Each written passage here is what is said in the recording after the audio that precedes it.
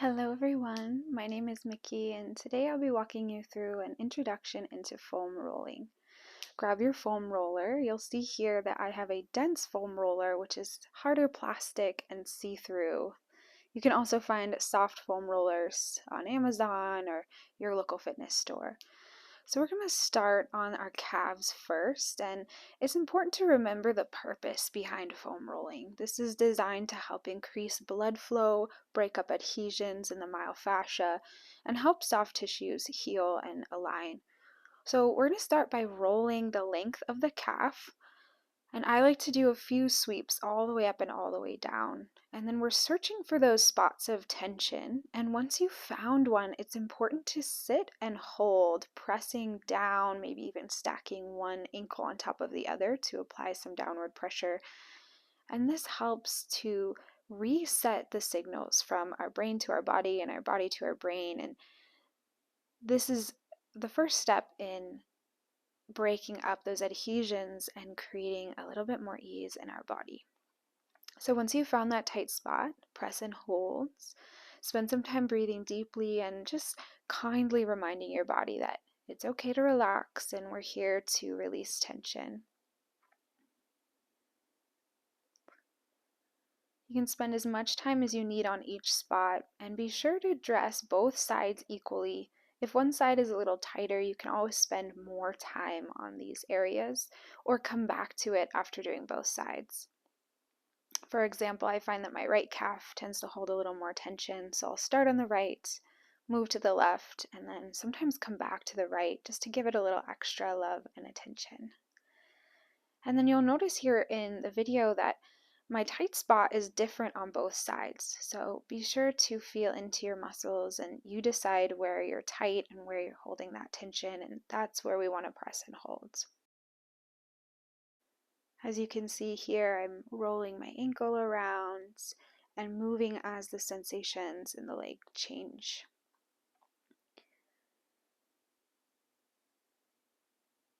Now we're going to go into a mobility exercise. So placing your foam roller underneath the tight spot, we're going to do some ankle circles all the way around, and then point and flex the feet.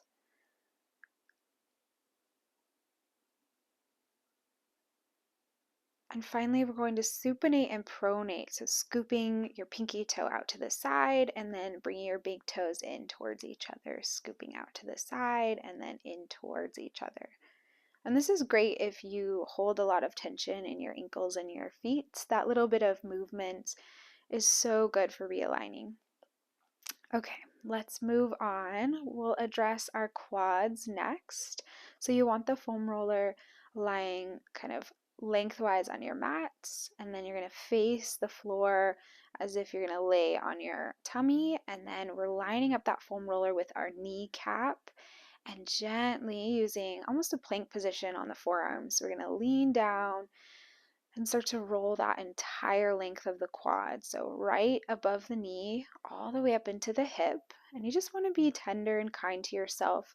You don't want to go too high because that will roll into the soft tissue of the tummy. And you don't want to go too low because the kneecap is a ligament and it just doesn't feel as good. So roll the entire length of the quad. I like to do one at a time. And then we're looking for that tight spot, and I found it right in the middle. And then as you sit and hold, we're going to apply just a little more pressure by bending the knee, and this lengthens the quad. So we're going to feel a little bit of pull on that tight spot. And then I'm going to start to rock my leg side to side, moving the foot out and then back in to just loosen up and bring some movement to those tight spaces. Okay, when you're ready, switch sides. Do that same roll all the way from your kneecap up to your hip crest. And again, we're just checking in and finding any tension or any trigger points where we're feeling a lot of built up tension, maybe a lump in the muscle as those muscle fibers tend to adhere to each other after an injury. And then you find that tight spot, bend your leg and create a little bit of movement here. We're bending that knee to help lengthen the quad and expose those muscle fibers a little more. And then we're going to roll again to feel into those tight spaces. I've got another one a little higher, and so I'm going to pause and hold. I'm working up into my hip flexor here, and gosh, it's tender, but it's a good ache. It feels really nice when everything releases.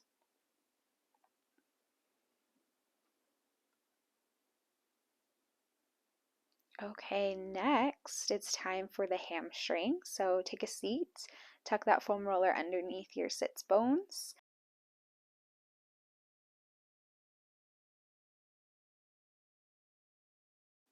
Just know we'll address the glutes separately, so you don't have to worry about going all the way up your bum. Just focus on the quads.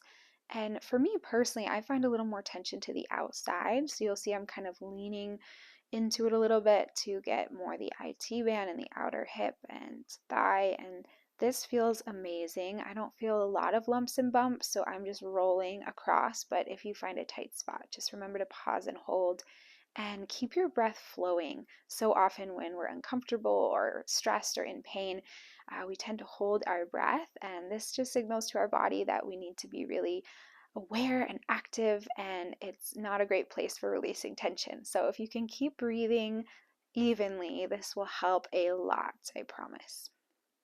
Now we're going to get on to the foam roller like you're taking a seat, and this is for the glutes. So I like to target one side at a time, and I'm really leaning so I can get that outer hip and glutes. And man, I feel a lot of lumps and bumps, so I'm going to pick the tightest one and do that pause and hold and breathe. Um, and you'll notice that I go to the side and then I also sit directly on the foam roller. So you know your glutes are a 360-degree object, so make sure to roll side to side, front to back, and just hit everything. So I'm sitting on top of my foam roller now, and I'm doing a little pelvic rock. I'm kind of tucking and untucking my tailbone, and this can help with the tension under the sits bones that can build up, especially for me, and especially for those of us who sit for long periods of time or do a lot of heavy legs at the gym or lifting. So, if this spot's extra tender, maybe spend a little extra time and just be mindful with your breathing.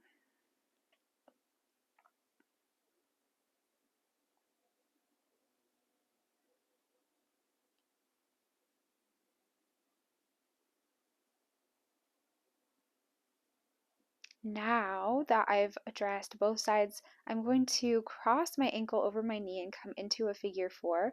And this exposes more of the piriformis and can be very tender and uncomfortable, but I love the release. So give it a try and just know if it's really painful, you don't have to do it. If at any time you're foam rolling and you can't breathe or you feel like you're actually doing a little bit of damage, that is not the goal. The goal here is to improve our range of motion and help our body heal naturally. So just be kind and listen to your body and pull back if you need to. This foam roller is one of the more intense foam rollers, so I don't always recommend this for beginners. I recommend that dense foam roller that's kind of squishy and has a little give to it. And that way, it's not as painful or uncomfortable, and we're actually able to relax into the foam roller. I've been doing this for years and years, and so I feel like I've graduated to this more intense foam roller. But um, when you're starting out, just know that foam rollers are different. Some of them have ridges on them, some of them are a little softer or a little more narrow, and all these things affect the quality of your foam rolling. So if you have any questions about what foam roller to buy, just leave me a message or a comment, and I'd love to help you out with that. Now I'm going to my middle back. So I've lined the foam roller up with my bra line. Ladies, you know where that is. Men, if you don't, it's kind of in the middle of the rib cage. And you want to be stationary here with your hips and your feet grounded. And we're going to start with a gentle back bend. So with that foam roller right in the middle of your ribs, you're going to open up the rib cage and imagine that you'll place your head on the floor. It doesn't have to. And then I'm just going to slowly work up the spine. So I move the foam roller up slightly and then up a little bit more. And once we've kind of gotten to the upper middle back, so below the neck, but still in the spine, We're gonna do a couple of arm circles. This can kind of help us check in with those rotator cuffs. And once I feel like my spine's a little warm, I do feel a couple of pops and creaks in here. I'm going to add that roll. And just be mindful, your spine is protected by your rib cage in the upper and middle back, but the lower back has no ribs, no bones around it to protect it. So we're going to focus on rolling just along the rib cage and not too far down, because this can be uncomfortable and actually cause a little bit of damage. So rolling up and down, searching for those tight spaces. And then we're going to move to our lats. So we're going to come to one side, resting our hips on the ground, and then kind of laying over that foam roller right under the armpit and ribs. And for me, this is really tender, and so I'm working on little micro movements, just a tiny roll up and down, and then deep full breaths that actually push outwards, which helps to apply that pressure into the foam roller. And with the breathing, I'm totally in control. So I take a deep breath knowing that it will increase the tension in my muscles, and then I let it out slowly. And this helps me to stay in tune with the sensations in my body and not have to push hard into the foam roller, but just use the breath here to kind of massage from the inside out.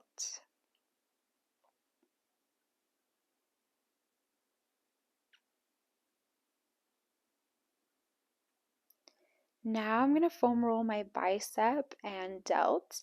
So in the same position, I'm just lifting my arm up and placing my outer arm, bicep, tricep area onto the foam roller, and then just rolling from elbow up towards the shoulder. I found a tight spot, and so I'm just going to bend and straighten my arm, internally, externally rotate.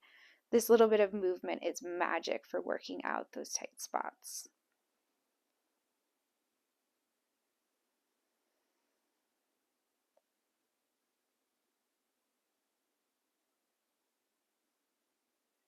And then you'll see here that with my elbow bent, I'm placing my opposite hand on my fist, and I'm pushing against the fist and pushing into the foam roller. So that's adding another layer and a little bit more intensity there. And just feeling into the body, I'm not pushing too hard. I'm just kind of encouraging a little bit of activation. And again, resetting those pathways of communication from body to brain and brain to body.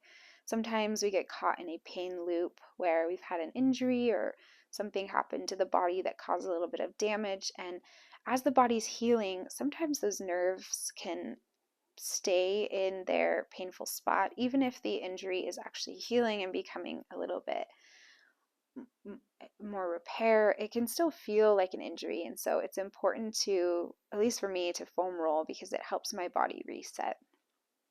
And now I'm going to place the foam roller under my neck and just roll side to side along the base of the skull. And I love this feeling, especially if I feel like I'm getting a tension headache. It's amazing. And then at the end of your practice, just be sure to spend a little bit of time relaxing. I like to have a little shavasana after my foam roll where I just breathe and feel the changes in my body. I find that this is really beneficial for seeing a long-term effect. So happy foam rolling, everyone!